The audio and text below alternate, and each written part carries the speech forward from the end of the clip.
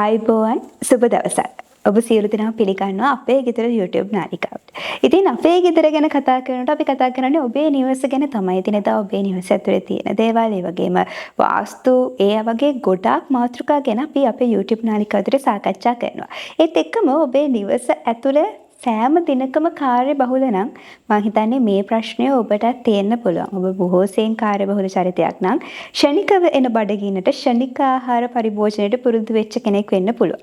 ඒ වගේම තමයි අපි දකිනවා මේ වෙනකොට රටකට ලෝකයකට වැඩි ලෙස බලපාලා තියෙන ලෙඩ රෝග ගණනාවකට බලපාලා තියෙන දෙයක් තමයි මේ ෂණික ආහාර කියලා කියන්නේ. ඉතින් අද දවසේදී අපි කතා බහ කරන්න සූදානම් වෙන්නේ මේ ෂණික ආහාර ගැන, ඒ වගේ මේවෙන් තියෙන බලපෑම් ගැන, ඒ වගේ මේ ඒවට ගන්න පුළුවන් ක්‍රියාමාර්ග ගැන. ඉතින් මේ සම්බන්ධයෙන් අද අපිව දැනුවත් කරන්නේ පරිසර ගවේෂක පාරම්පරික වෛද්‍ය PM එදිරිසේන මහත්මයා. ආයුබෝවන් කියලා පිළිගන්න ඔබතුමාව. ආයුබෝවන්.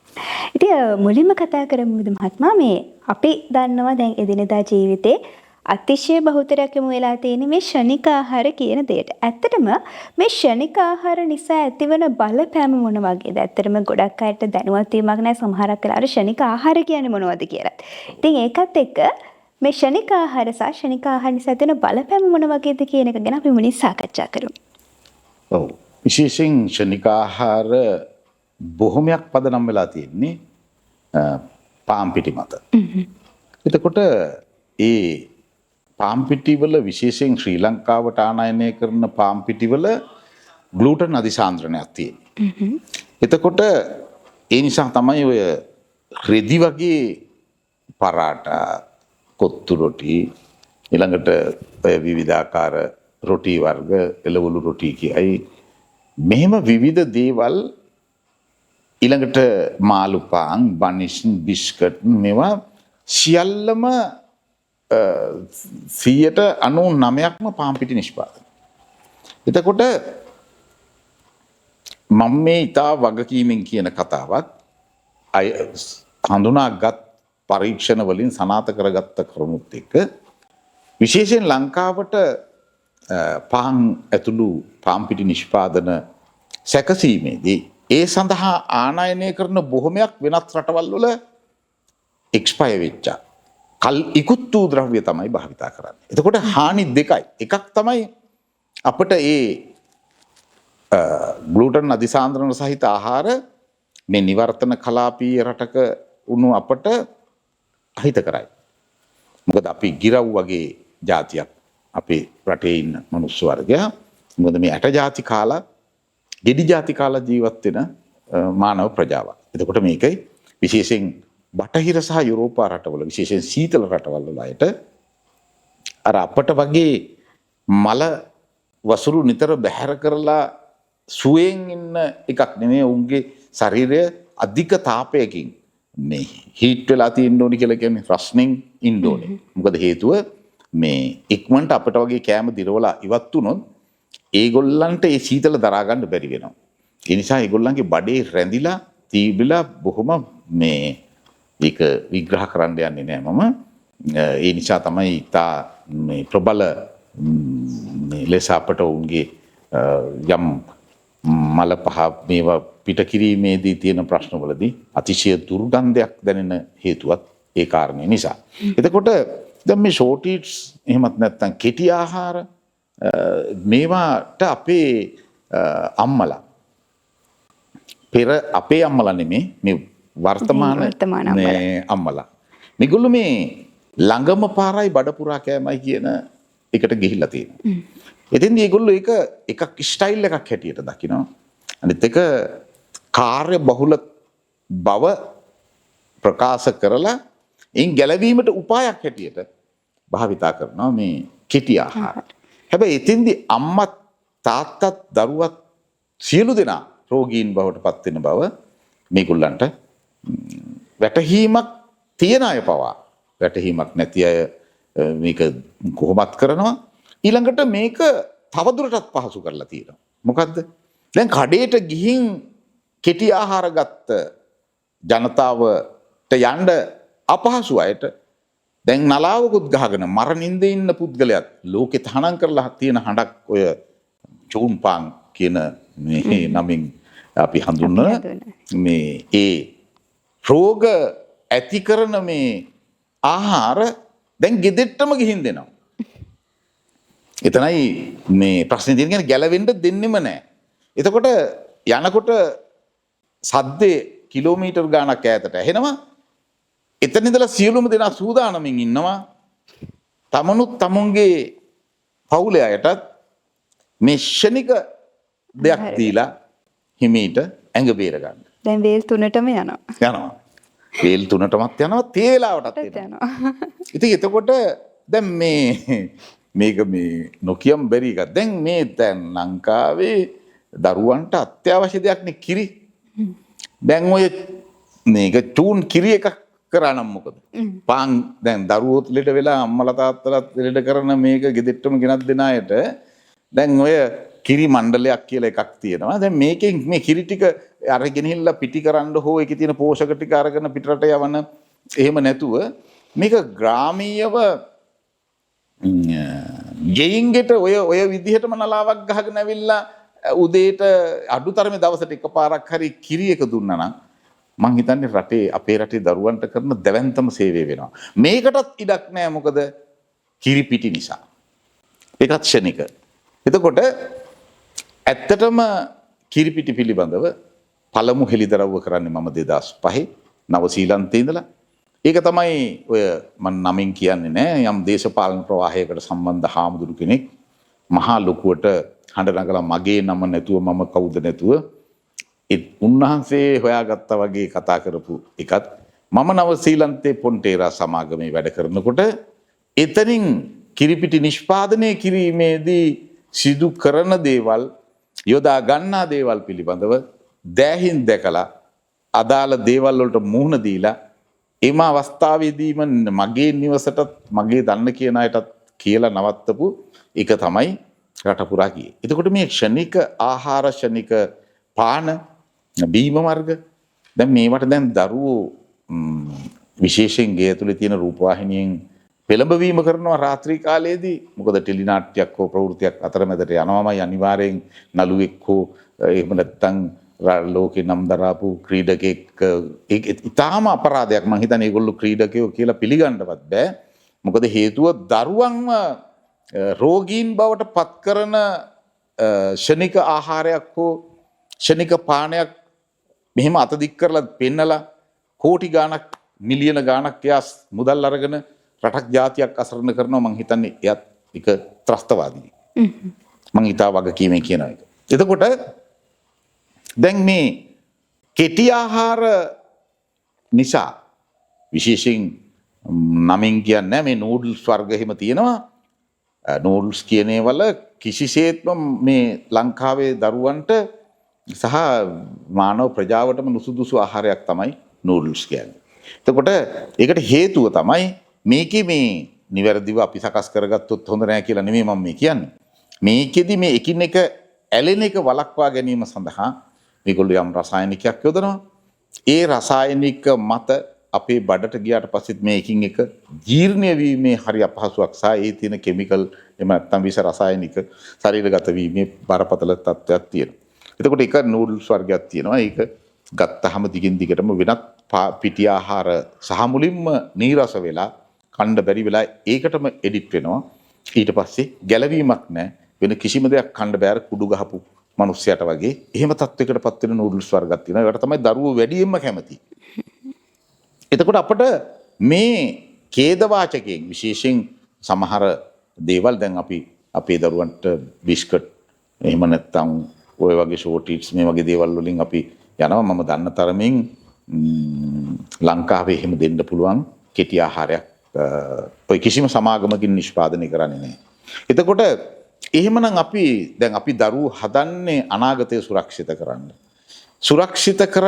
සුරක්ෂිත අනාගතයක් සඳහා දායකත්වය දක්වන්න ඉන්න අපේ ඊළඟ පරපුරට අපි මොකද්ද මේ කරන්නේ? අපි මේක තමයි බලන්න ඕනේ. මොන අධ්‍යාපනයක් දුන්නත් මොන තෑගි භෝග දුන්නත් මොනතරම් ආදරය කරත් සත්‍ය ආදරේ නෙමෙයි කියලා මං හිතා වගකීමෙන් කියනවා. මොකද දරුවෝ සෞඛ්‍ය සම්පන්න නිරෝගී දරු පරපුරක් ස්වයංපෝෂිත ආර්ථිකයක් තුල ගොඩ නගන එක තමයි නියම ආදරේ. හැබැයි ස්වයංපෝෂිත නොවූ අපි කියන්නේ මේ රට ස්වයංපෝෂිත නෙමෙයි. තමුන්ගේ ගෙදර රට ස්වයංපෝෂිත කරන්නත් ජනතාව දායක වෙන්නේ නැහැ නේ. මොකෙක් හරි කාලකන්ණියෙක් පස්සේ යනවා. දැන් නම් වර්තමානයේ නම් එහෙම තත්ත්වයක් නැහැයි කියලා අපිට හිතෙනවා. නමුත් මේ නිරෝගී දරු පරපුර සඳහා දෙන්න සුදුසුම දේ තවමත් වෙළඳපොළ සකස් වෙලා නැති නිසා වෙළඳපොළ තවමත් වර්තමාන රජයේ යටතේ වුණත් මේ 100%ක් හෝ 50%ක්වත් තාම සෞඛ්‍ය ආරක්ෂිත නැහැ. එතකොට එහෙමනම් අපි අපේ දැනුමැති ප්‍රාමාණික දැනුම තියන අයගෙන් මේ අපි වගේ දැනුම දෙන අයගෙන් තවත් දැනුම තියෙන පොතපතින් තවත් පුද්ගලයන්ගෙන් හෝ දැනුම අරගෙන අපි මේ දරුවන්ට කණ්ඩ බොණ්ඩ දෙන්නේ මොනවද? අපි කොහොමද අනාගත පරපුර ආරක්ෂා කරන්න කියන ඒ ක්‍රියාව කරන්න දැඩි අධිෂ්ඨානයක් අපට තිබිය යුතුමයි. ඒත් එක්කම දැන් ඇත්තටම ප්‍රායෝගික තලයත් එක්ක ගත්තම සමහරක් වෙලාවට මේ වැඩසටහන අරබන ඔබට තේරෙන්න පුළුවන් ප්‍රශ්නයක් ඇත්තටම සමහරක් වෙලාවට දැන් ඇත්තම ආදරේ දෙන්න ඕනේ ඒ විදිහට සෞඛ්‍ය සම්පන්න විදිහට දරුවව පෝෂණය කරන්න ඕනේ අපේ වෛද්‍යතුමා කිව්වා වගේ. ඒත් එක්කම කෙනෙක්ට තියෙන්න පුළුවන් මේ ක්ෂණික ආහාර එපා නම් මේ පාරම්පරික ආහාරයක් නැද්ද කෙටි ආහාර නැද්ද මේ පාරම්පරික ආහාර වර්ග ඇතුලේ අපේ දරුවන්ට ලබා දෙන්න පුළුවන් දෙයක් තියෙනවද ගුණාත්මක දෙයක් තියෙනවද පෝෂණය තියෙන දෙයක් තියෙනවද කියන එක අපි ඒකටත් පිළිතුරක් ලබා දෙමු. එවැනි ගැටලුවක් මතුනොත් කොහොමද ඒකට ලබා දෙන්න පුළුවන් මේ පාරම්පරික ආහාර වට්ටෝරුවත් එක්ක අපි ඒක ගැන කතා කරමු. ඔව්. දැන් දරුවන්ට මේ ආටිෆිෂල් රසය එහෙමත් නැත්නම් කෘත්‍රිම රසය කියන එකෙන් දරුවෝ අතරමං වෙලා. දැන් පළමුවෙන්ම අපි කරන්න ඕනේ දේ තමයි දරුවන්ට ස්වභාවික රසය සහ ඒ රසය තුල ලැබෙන සෞඛ්‍ය සම්පන්න භාවය ඔවුන්ගේ අනාගත නිරෝගී භාවය සඳහා අනුගත කිරීමට දක්ෂ වෙන්න ඕනේ විශේෂයෙන් දෙමාපියන් සහ ඔවුන්ට රැකවරණය ලබා දෙන වැඩිහිටියන්. එතකොට දැන් එහෙම අපට සකස් කරනවා නම් පෝෂණයෙන් ඉතාම ඉහළ ඒ වගේම සෞඛ්‍ය සම්පන්න ජීවිතයකට සහ ඉතාම සාර්ථකව බුද්ධිමත්ව හිතන්න පුළුවන් පෝෂක සංඝටක සහිත කෙටි ආහාර අපට නිෂ්පාදනය කිරීමේ හැකියාව තියෙනවා. දැන් එතකොට කෙනෙක් තර්කයක් ගේන්න පුළුවන් අපිට ඕවා කරන්න වෙලාවක් නැහැ කියලා. හැබැයි දැන් දරුවව අර ලෙඩේ හැදිලා පිළිකාවක් හැදිලා එහෙම නැත්නම් වෙනත් ආකාරයේ යම් කිසි බෝනවන රෝගයකින් දැඩි පීඩාවට පත් වෙච්චි වකුගඩු දෙක සවුත්තු වෙච්චි මෙහෙම යම් දරුවෙක් අරගෙන පාරට ගෙනහින්ලා ලවුඩ් ස්පීකර් දාගෙන ටිකට් පොත් ගහගෙන අහවල් ඉන්දියාවේ නැත්නම් තව රටකට යන්න කෝටි 2ක් ඕනේ මේකට ඒවට හිඟා කණ්ඩ යනවට වඩා එහෙම සංකල්පයකට අනාගතයේදී යනවට වඩා දැන් මේ ක්ෂණිකව වළක්වා ගත හැකි ක්‍රම කීපයක් අපිට කියලා දෙන්න පුළුවන්. මොකද්ද අපිට පුළුවන් අපේ තියෙන දේශීය හාල් එකක් කැකුලෙන් මේක තම්බලා කොටලා ඒකට අපිට එකතු කරගන්න පුළුවන් අපිට තියෙන කවුපි කඩල මුං ඇට එතකොට ඕලු හාල් තන හාල් අපේ තියෙන ධාන්‍ය වර්ග විශාල ප්‍රමාණයක් තියෙනවා.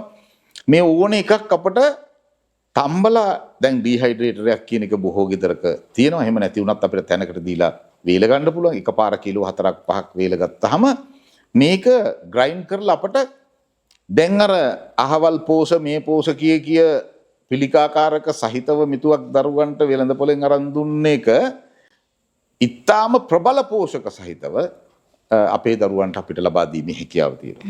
ඒ සඳහා අපට ඉතාම ඉහළම ගුණයකින් යුත් මුරුංග කොළ වේලපු පවුඩර් එක යොදා ගන්න පුළුවන්.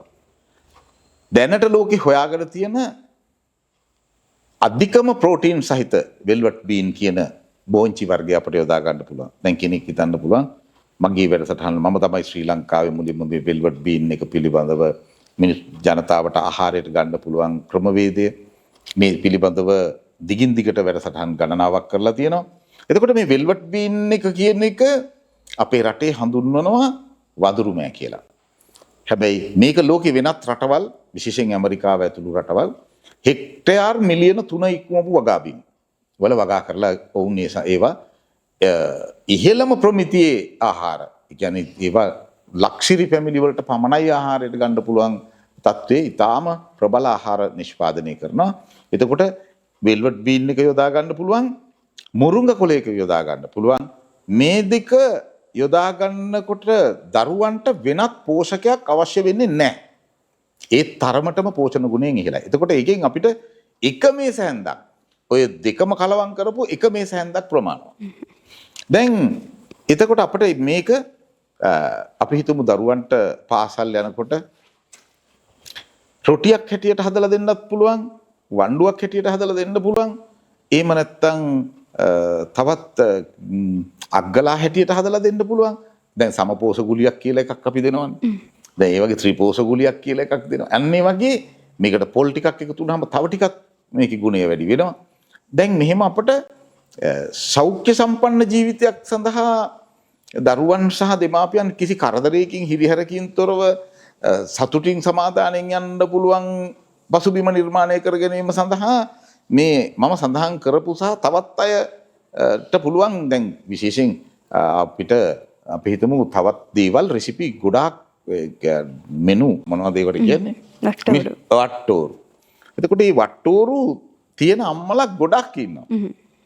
ආච්චි අම්මලා අපේ ඉන්න වැඩිහිටි පරපුර ගොඩාක් දේවල් දන්නවා. එතකොට අපිට ඊට අමතරව අපේ තියෙනවා අල ಜಾති 150ක් විතර.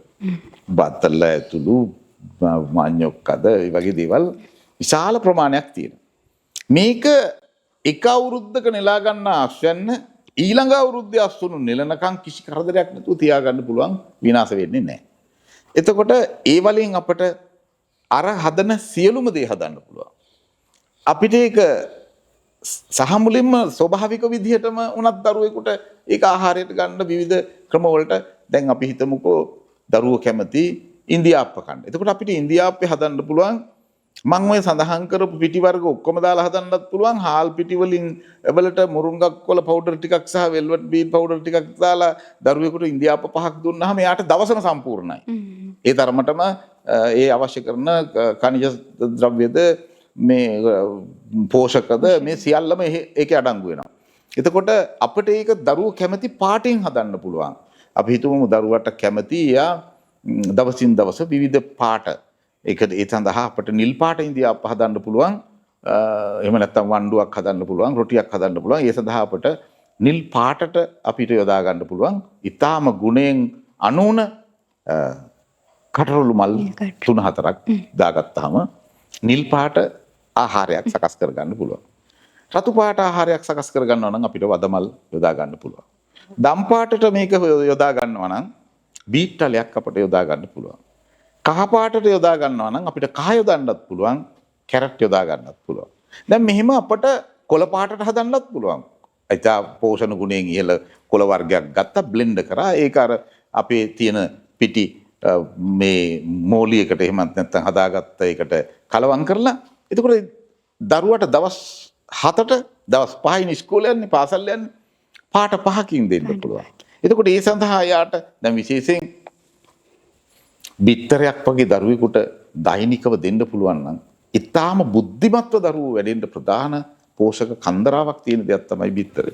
එතකොට දැන් මේ වඩාත් වටිනා කියන පෝෂණ ගුණයෙන් අනුන ಜಾති දහස් ගණනක හිමිකරුවන් වෙච්චි අපි කොහේදෝ කාන්තාරවලට රසායනික ගහලා ඊටාම අහිතකර ආහාර වේගයෙන් රට පුරා සමස්ත ජනතාව අතරේ ඉතා සාර්ථක ලෙස ඔවුන්ට ආහාර ලෙස ගන්න පුරුදු පුහුණු කරලා ඒවා සාර්ථක නිෂ්පාදන බවට පරිවර්තනය කරලා තියෙද්දි විශේෂයෙන් ශ්‍රී ලංකාවේ මේ වෙනකොට අපි ළඟ ඉන්නවා හාල් පිටි වලින් බිස්කට්ද පාන්ද කේක්ද මේ ඕනම දෙයක් හදන්න පුළුවන් පේටන්ට් බලපත්‍රලාභීන් ලංකාවේ ගණනාවක් ඉන්නවා. හැබැයි ඒගොල්ලෝ කිසි කෙනෙකුට කිසිම ආකාරයකින් සහනයක් ඒක උඩට අරගෙන මේ තියෙන මහා භයානක ඛේද වාචකයේ ඖෂධ ටොන් ලක්ෂ ගණක් ශ්‍රී ලංකාවට ගෙනල්ලා දරුවෝ සහ වැඩිහිටියෝ ගිල දමමින් සිදුවෙන මහා ඛේද වාචකයෙන් බේරගන්න කවුරුත් ඉදිරිපත් වෙන්නේ නැහැ. මං හිතන්නේ අපි ඉස්සර වෙලාම යථාර්ථවාදීව ජීවත් වෙන්න අපේ අනාගත පරපුර පරාර්ථකාමීත්වයක් ගැන නෙමෙයි මම මේ කියන්නේ. පරාර්ථකාමී වෙන්න බොහෝ දෙනෙක් විශේෂයෙන් ශ්‍රී ලංකාවේ සිංහල ජනතාව අකමැති. ඇත්ත කතාව. එතකොට මම කියන්නේ හරි ආත්මාර්ථකාමී වෙන්න තමුන් ගොඩ නැගෙන්න. තමුන්ගේ දරුවෝ ටික හදාගන්න. එතකොට මේ විදිහට හැමෝම හිතපුවාම එතකොට පරාර්ථකාමී නොවුනට කමක් නැහැ. මේ ආත්මාර්ථකාමී පවුල් උනත් සමස්තය ගොඩ නැගුණොත් මං හිතන්නේ අපේ රටේ අනාගත පරපුර සුරක්ෂිත වෙන බව ස්ථිරයි. ඉතින් අද දවසේදී අපි කතා කළේ අපි දන්නවා ඔබ කියන්න පුළුවන් ඔබ කාර්යබහුලයි කියලා. ඒ වගේම ඔබ කියන්න පුළුවන් මට ওই දේවල් කරන්න වෙලාවක් නැහැ කියලා. හැබැයි අපේ වෛද්‍යතුමා කිව්වා වගේ මහත්තයා කිව්වා වගේ අපි දන්නවා දෙයක් වුණාට පස්සේ රෝහලට යන්න ඔබට කාලේ හොයාගන්න වෙනවා කොයි වෙලාවක හරි. එහෙම නැත්නම් දරුවා අරගෙන රෝහල් වලට යන්න වෙන්න පුළුවන් ඉදිරියේදී. ඒ නිසා දෙයක් වුණාට පස්සේ පසුතැවෙනවට වඩා දෙයක් වුණාට පස්සේ කාලය හොයනවට වඩා යම්කිසි කාලයක් පුංචි වෙලාවක් වෙන් කළා ඔබේ දෛනික ජීවිතය නිරෝගීව පවත්වා ගන්න, ඔබේ දරුවාගේ ජීවිතය සෞඛ්‍ය ආරක්ෂිතව ගත කරවන්න ඔබට වගකීමක් තියෙනවා. ඉතින් කිසිම කෙනෙක්ට මට වෙලාවක් නැහැ, මට මුදල් නැහැ, මට කාලය නැහැ කියන එක හේතුවක් නෙමෙයි.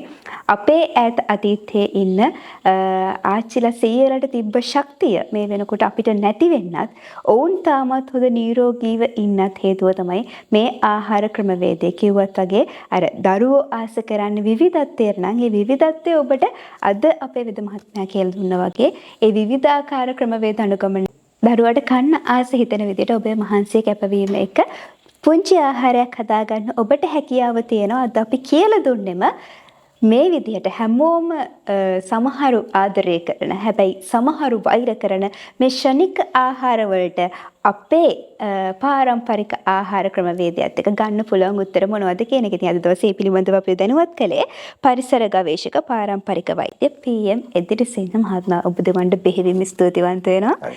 ඉතින් අද දවසේ බොහෝ කරුණු කාරණා අපි සාකච්ඡා කළා. ඔබේ ජීවිතයට, ඔබේ දෛනික ජීවිතයට, ඔබේ ආහාර පිළිවෙතට ඔබ අනුගමනය කරන්න ඕන දේවල් මොනවද කියන එක. ඉතින් තවත් දවසක මෙවැනිම වූ අර්ථාන්විත වැඩසටහනකින් හමු වෙන්නේ බලාපොරොත්තු වෙන්නේ. අදට සමු ගන්න ඔබ සියලු දෙනාටම නිරෝගීමත් දිවියක්.